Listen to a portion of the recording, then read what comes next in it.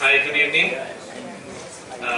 Always good to see a good crowd on a Thursday evening. Always a very good crowd for these My Story sessions that we have. My name is Supratik. I've been a Thai volunteer and member for the last 4 years now. And it gives me immense pleasure to welcome Mr. Vaibhav today for this session. Thank you so much for coming and sharing the stage.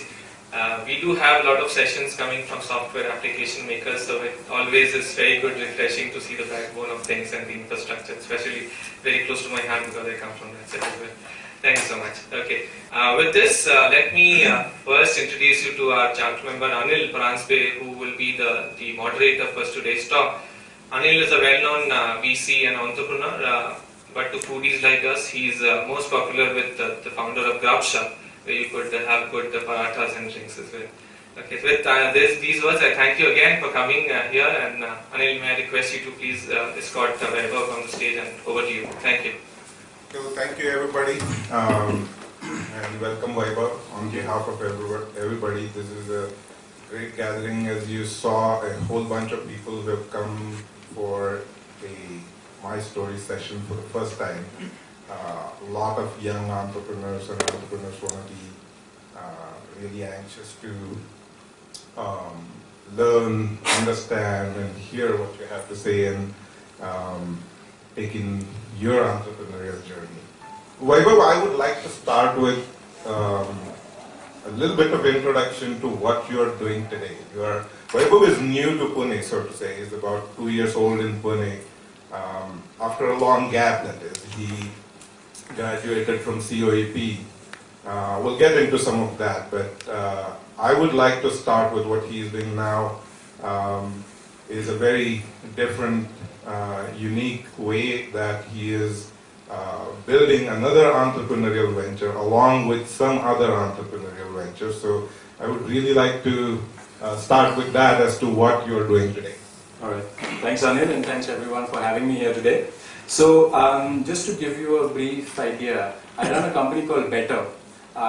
It's about a 10-year-old company now. We started in California, and without having a grand plan or something like that, what we have ended up with is we are a holding company where we essentially build ideas from scratch into profitable businesses. Over the last 10 years, we've built about 6 companies internally at Better that have been all at different stages of evolution. The newest one is just getting out of the door. And we've invested in about 5 companies in Silicon Valley, out of which 2 are still running. One is past its Series A, kind of in the Series A, Series B stage. And the other one is profitable scaling SaaS company, but still kind of in the early years. And we've just also started doing some investments in India, our first being a unique company in Pune called Meal Tango. It's a food startup, so we've just started investing a little bit in the Pune market. So that's the company I run. We've always had an office in Pune. The way we started was when I left my first startup, I actually wanted to build something in the sales and marketing space. And my first startup was a venture funded gig. We raised about, I think, $70 million over the course of the company. And I wanted to see if we could bootstrap the early stages of my next gig.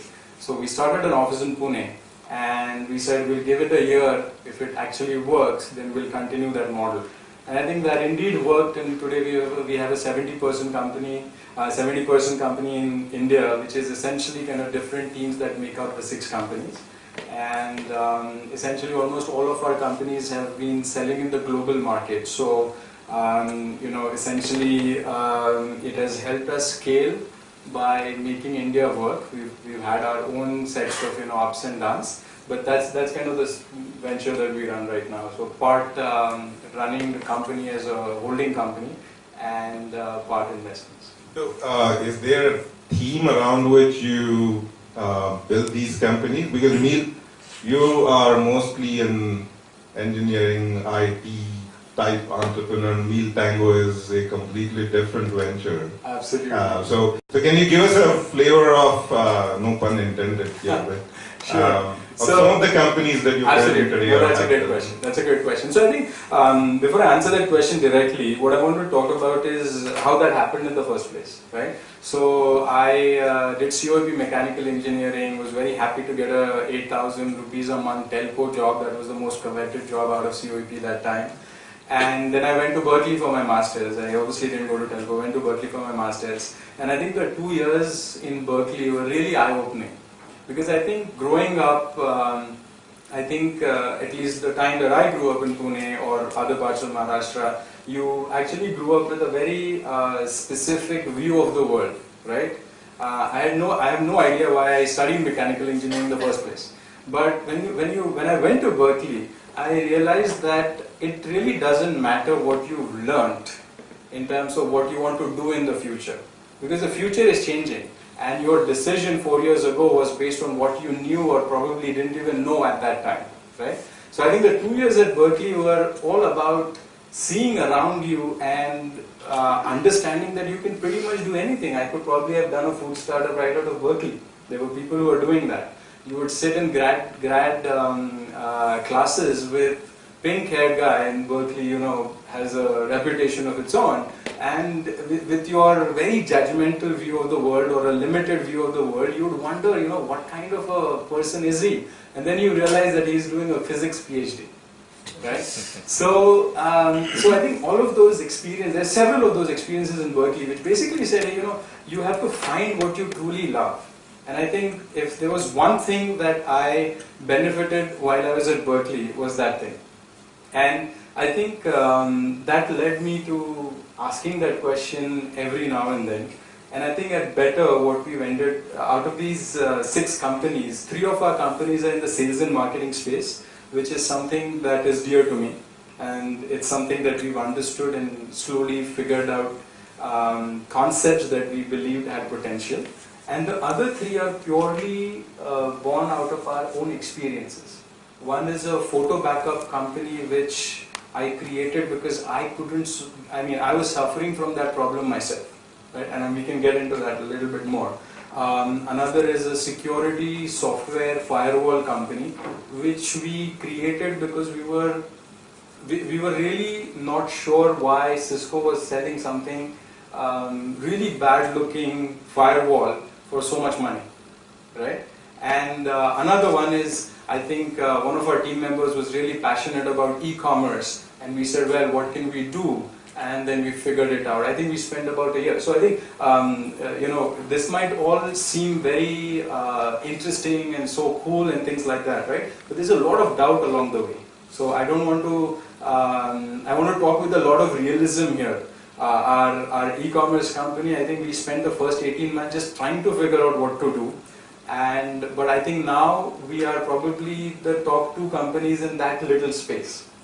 A long way to go, but I think so. That's how we've kind of arrived at what we have right now. So it's a pretty broad, big canvas. You know, on one hand you have Meal Tango, which is essentially different kinds of meals, and there is a web-based thing to it. There's security software, firewall, and then all these other companies. So how do you even, is there some common thread or a bunch of beliefs or whatever that you use in order to really decide where you want to go? And maybe it is, you know, about entrepreneurs, about ideas, about markets, about, you know, what is the business model, what is it? Right. So I think, you know, the reason we have such a big spread is because I think we're very passionate about creating a business, irrespective of the kind of a business, because I think if you look at all the management books and what Peter Drucker has written and what everybody has written, it's all about understanding the fundamentals of a business, right? I mean, sure, you know, you probably don't have enough passion to make a biotech company work for you, but there are a lot of other ideas which can be very broad that eventually boil down to the same core concepts of validating, you know, if particular idea has potential, right? And you know, once you've done it a few times and once you failed a few times, you basically know how to evaluate it slightly better. And I think one of the main things we've always looked at is how are we going to sell something, And that's something that I tell everybody that I mentor as well, which is if you can't sell something, don't build it.